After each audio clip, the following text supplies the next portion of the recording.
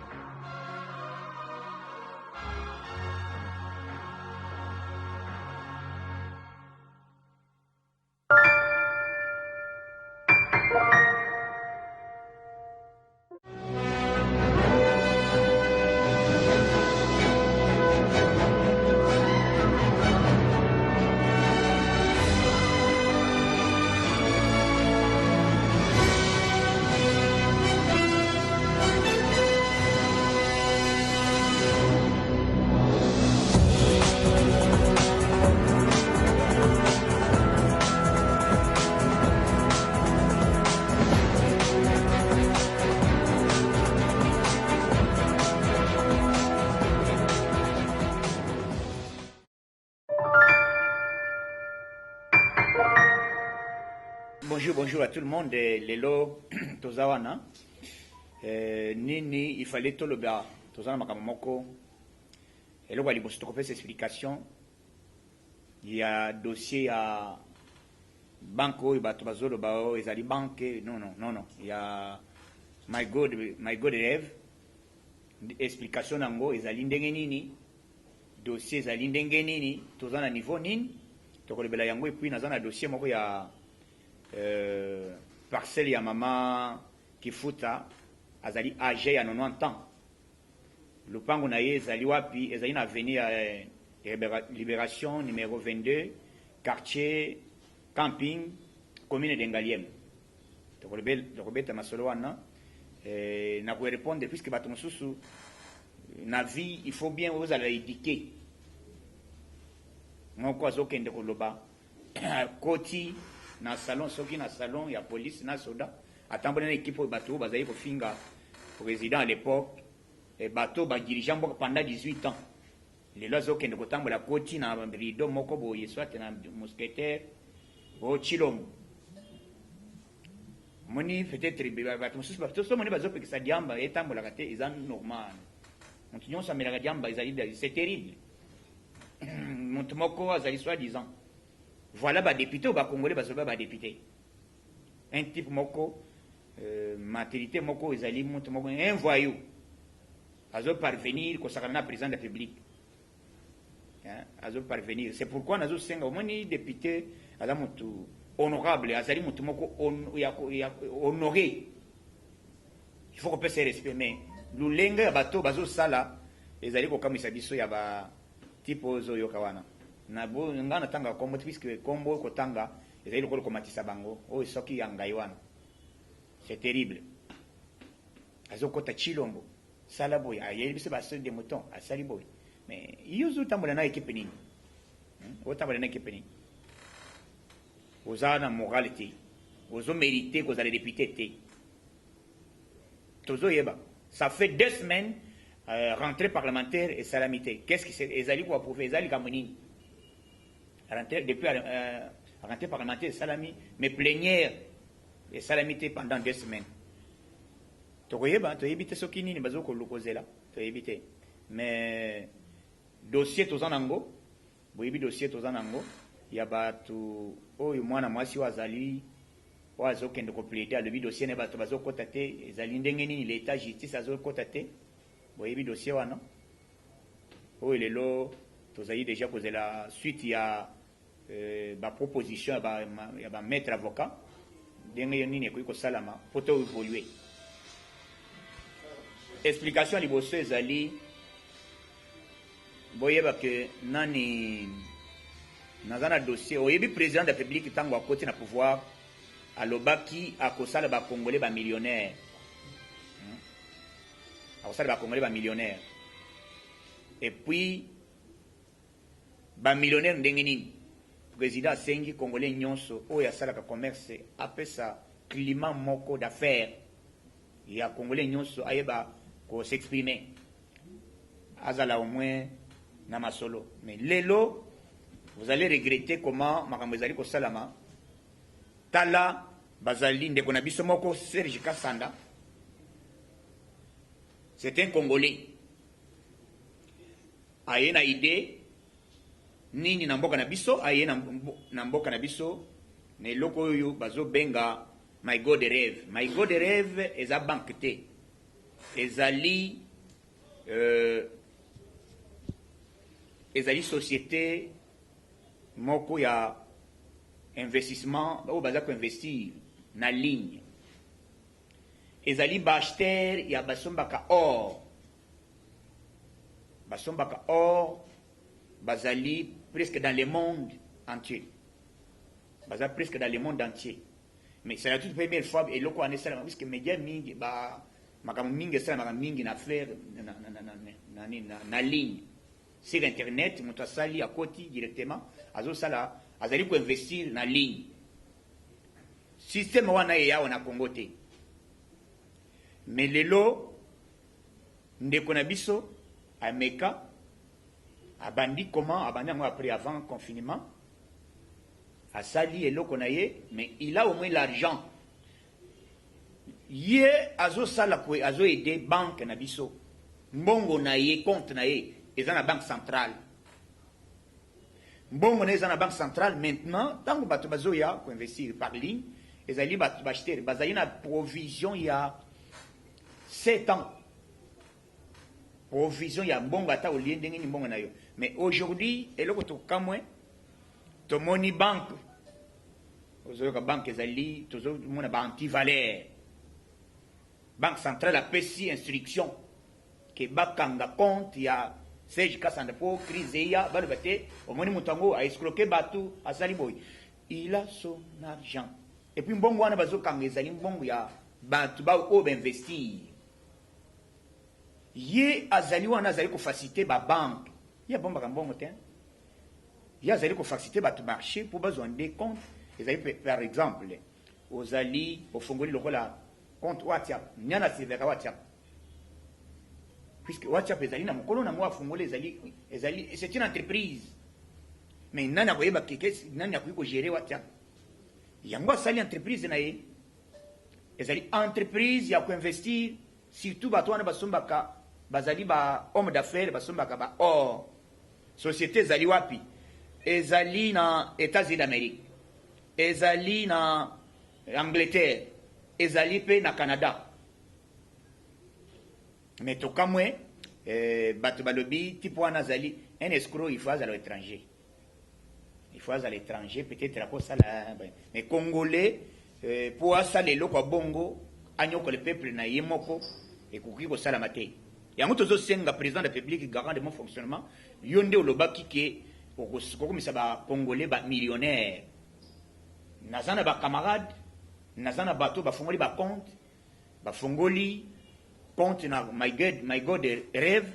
bazo retirer par jour mususu par jour ils allaient $10 soko investir otie $500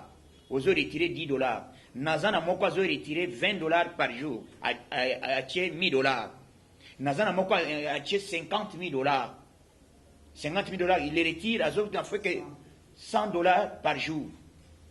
mais yoka eloko ndingo wana vraiment bande ko ngai bino bata ba congolais boyoka nanu batu makambu oyo bino bozolinga ko condamner eloko oyo et depuis aya depuis eloko esalami natika loko yoka teke be escroquer mutu moko accueilli peut-être mutu moko a réclamer mbongo na ye monani te mbongo na ezali par téléphone kaka na téléphone na yo okei omoni directement mbongo ezokota ndenge nini mususu eza par heure $2 ezokota ekoti ka na tiombo na yo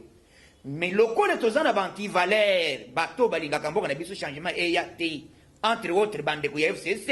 ya ngumba ki kotelemela ndeko bazwi bapesi ordre na gouverneur ya banque monsieur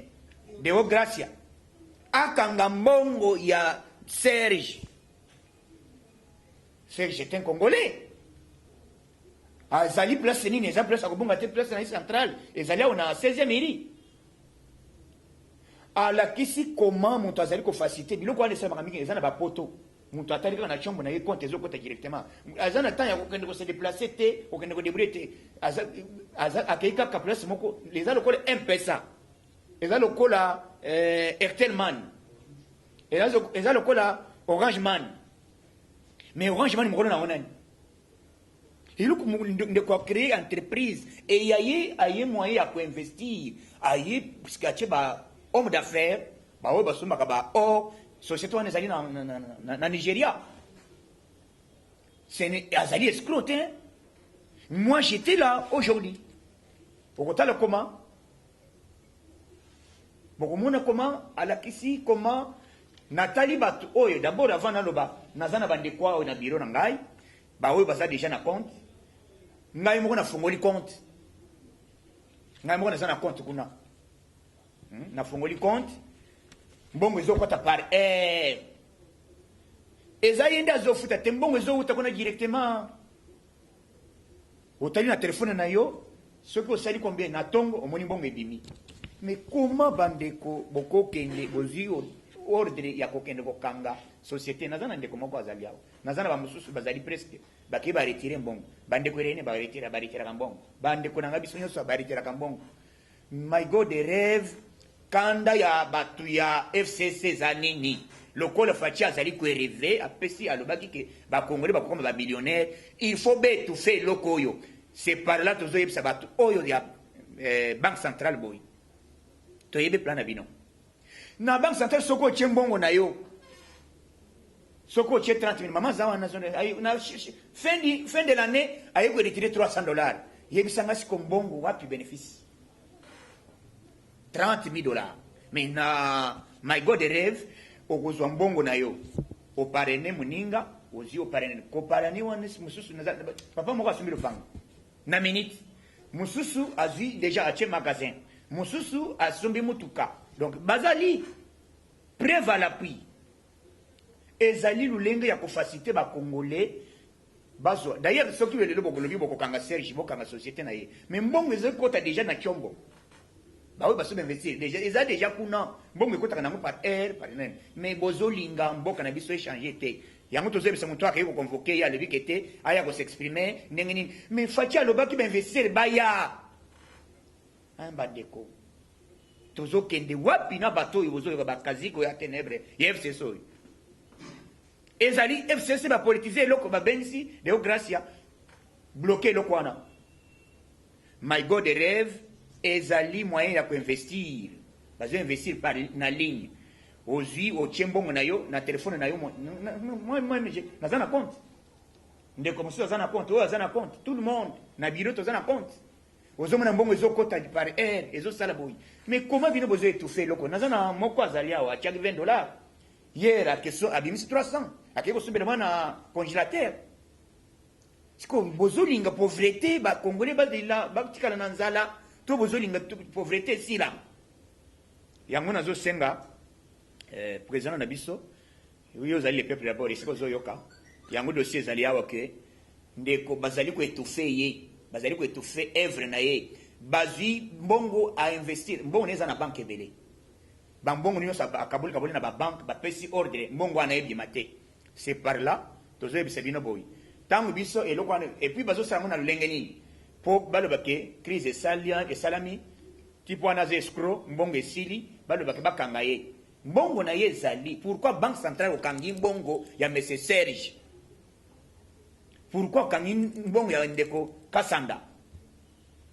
Cela veut dire pour ça na bino ezali ke tango bato bakotomboka balo bakete c'était un aventurier bokanga société wana banque d'abord mbongo na ye vendre na ndako te ezo vendre na banque centrale. Aboye ko travailler na ba banque talobi boya bocha ba cliché to travailler ensemble. Ngai na zali banque te na zo travailler puisque na ye ne ko investir. Na mbongo ye bande ko kota na banque mais à chaque fois soki na zana besoin accueillir ndenge nini. Chaque semaine azali ko retirer $300,000.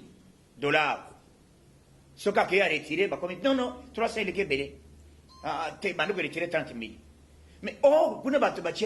combien de millions. C'est qu'on dégage le dossier à Batouan en Denguinin. Donc, la minute où on a dit Sabino, complot, ça dit que va bloquer et l'oko, il va se la société, my God, des rêves. Il y a un autre singa congolais, nyos. Mais si quand vous allez, vous comprendre que Banti Valère, baza toujours qu'on bat, qu'on bondit ça, oh, et tous les peuples d'abord. Si vous le bagage investir, va y être. Montozo tu as $20. Après un mois, ce que vous avez parrainé, vous avez ma voiture. Ah ouais. Et ça, on a 16e maintenant, 16e direction d'Angao. Donc voilà. Dossier où on a toujours l'État congolais, le président de la République a s'impliqué, puisque c'est lui le garant de bon fonctionnement. Bappé sa ordre à M. Deo Gracia a libéré Mbongo, il y a un garçon. A retiré un soutien. Bokangi compte na ina objectif nini muntu aina puisque ça na bongo te balingi balo bakazana bongo te bakangi ba pesi ordre na ba banque nyonso oyo ya bongo compte na abimisa bongo te. Voilà bandoki otozolinga te na bongo na biso. Nous condamnons cette histoire avec dernière énergie. Tozalit koyebisa bino ke bino bato FCC tokosala bino mbanga marche po bino bolingi et puis tokosala de grâce marche tina banque centrale okolapa. Ça marche. Nakosenga congolais nyonso oyo azolanda soko moninga avant na ya ko lebela bino boye puisque tous abato valeur tous ali bato ko promettre les peuples d'abord et puis état de droit na lingaki avant na loba na kindaki na vérifier si réellement il ko ngezali ko exister ezali a vrai ezali a solo na oti kuna na moni réellement na moni que il y a du sérieux. Et mon nyonso chaque heure qui ne retira kambong ndé le komuni na bengi na yebisi bino ke congolais nyonso bo comprendre mentalité ba congolais ba bazotona ke mboka zo changer te tozana nzala mais muta memi quelque chose o ezali ke muta vandi na téléphone na yi mbongo zo kota chaque semaine azo zo temps ya kwenda ko retirer siko bazo bloquer ndé ko yoy téléphone mbongo ya ngekoti yango mbongo yango na telefona muninga yango ekoti soko tali yango yo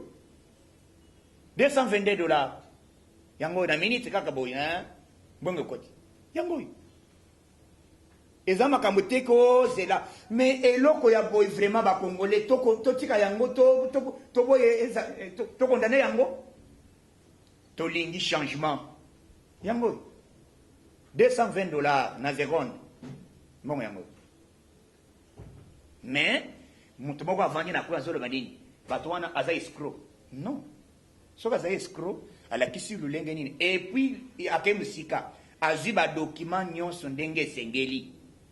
Siko tango azokende na banque centrale pour livrer document officiel, pour pouvoir fonctionner, le quoi ba Ecobank efungwa maka, esala maka, le quoi ba Western, le quoi ba nini, puisque banque centrale ndezali chef monétaire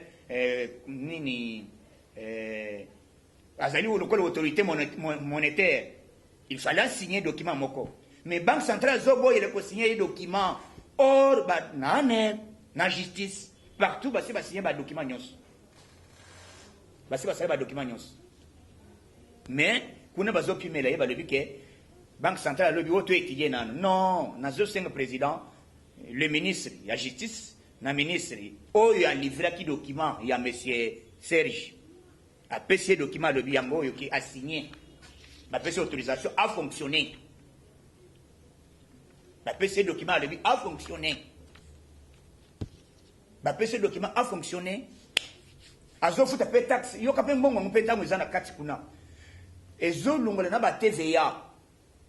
mbongo wana eza na kati ezolongola TVA ezokende teke ezokende pamba mbongo nyonso ezokende eza d'abord avantage monene mpo na l'état mbongo ezalaka vraiment bacongolais bato bazofuta eza kuna na États-Unis awa te voilà hein ngai na yebisi bino nasengi biso bacongolais biso bisika tozali pour comprendre que les antivaleurs bazokolinga te ke mboka na biso est avancé mais avec nous les combattants avec nous les balebeli ya peuple congolais toza wana mpona kotelemela bino tina dernière minute bokolapa dossier naza nango awa ya lupango parcelle ya mama Kifuka Kifuta plutôt azali troisième âge mais nani à côté na lupango maman il y a un monsieur le nom de colonel un colonel indiscipliné hein? Muinga Malonga Kennedy un Muinga azui accueilli apesi ordre maman oyo accueilli na justice dossier na ye ezali awa en bonne et due forme balobi auditorat militaire epesi ordre que mama akota na lupango na ye oyo ezali mokanda euti na auditorat militaire bapesi ordre auditorat apesi balibere lupango mais le monsieur oyo tozoloba moto aza na dossier ezali oyo aza na dossier ya mama oyo ezali lukulia bakomi Lucien René yende oyo aza na dossier na auditorat yeyo mais dossier ezali nini tangu bazwi dossier bapesi ordre de justice ekati mama akei bakoti lupangu colonel oyo bazobenga Muinga Malonga Kennedy akei alongoli baécrit oyo auditorat akei akomi vous pouvez imaginer eloko wana yango il faut les militaires ba discipliner et les messieurs qui ko sala vidéo na ba militaire na ko saboter président de la République devant les militaires il faut la sanctionner militaire il faut la moto ali bosser pour ça exemplaire militaire azamutu ya okoti lupango mutu teke wana besoin rêver yango na sengi na auditorat militaire ala ndel dossier oyo comment militaire colonel azui lupango eza ya yete mama ya troisième âge okei obotoli okoti lupango comme nous sommes dans un état de droit nous voulons que état de droit esala mosala le monsieur là doit être sanctionné tosengi va sanctionner à l'immédiat donc lelo politiquement bato bazoloba président boyoki coup de chapeau fachi makambo asalemi na union européenne ezali boyi union européenne à l'unanimité bakeye mosika balobi il faut bavote mais panique ekoti na camp ya FCC eza ndenge nini Denis Mukwege pourquoi aza na délégation na président de la République pourquoi bakeye kovote plus de 27 pays ya union européenne voter à l'unanimité pour bacha cour moko international et banda kokanga bakuluna en cravate awa ici en RDC et puis balobi bazali prêt à soutenir Félix Tshisekedi Tshilombo ti mongolais sakoya ozoyo ine batu boze l'élection oyoki Trump coup de chapeau na basalaki débat Donald Trump aux États-Unis basalaki basali débat contradictoire sur 100 il y a combien à 66 type na ye oyo adieu na ye azali na 32 donc voya Donald Trump ezali déjà combattant Trump parle baki boy ngai ko tunazokene musika te nabi makaka donc son abi président te mbuto heureusement azali na sondage na ezali niveau à likolo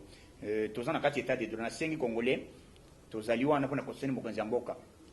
fachi akei maladie te akei kosala te ke oboyo akei po alikele biso sachet mais fachi tango azokende kobunda libanda ndenge bino bato bozali kosala na ba beach bato bazali na bazali kofikisa bakamba douane na DGDA boye ba ko respecter makambo puisque to na posta ba diaspora ba na posta baya na biloko na bangwawa mais bino bozali kocha ba prix moko ya wezo ko kanate nakamaka na biso na mboka na biso. Pourquoi Brazzaville ezali kokita awa na Congo ezokita te. Donc na kosenga Fachi Beton ala na dossier wana ya douane ekita pour que les Congolais ba évacuer biloko na bango na ndenge sengeli to stokende mboka na biso poto la kisa Congolais nini oyo ezali état de droit. Donc na sengi Congolais nyonso mo Congo muluba mo Swahili mungala beto na beto to simbana main dans la main awa tribalisme ezalaka te tozali bolingo tozaka na mur biso nyonso awa na epa yoka son na yebite ke tribalisme donc nazai na esengi bana force du progrès to simbana donc tozala bolingo to simbana mo Congo muluba mo Swahili mungala donc to soutenir chef de l'état puisque vision ya Fachi ezali que Congo amona azala akoma millionnaire. Donc année prochaine Fachi vous allez officialiser na titre ya président ya Union africaine. Yangouf la songe ça yaki kotika déjà programme na ye pour que moi izo banda déjà ko Japon awa pont Brazzaville Kinshasa ti Cameroun. OK na vérité na Cameroun. Nyata pour retourner ka ba yo son. Merci beaucoup nzamba pambola bino. Je dis vous remercie.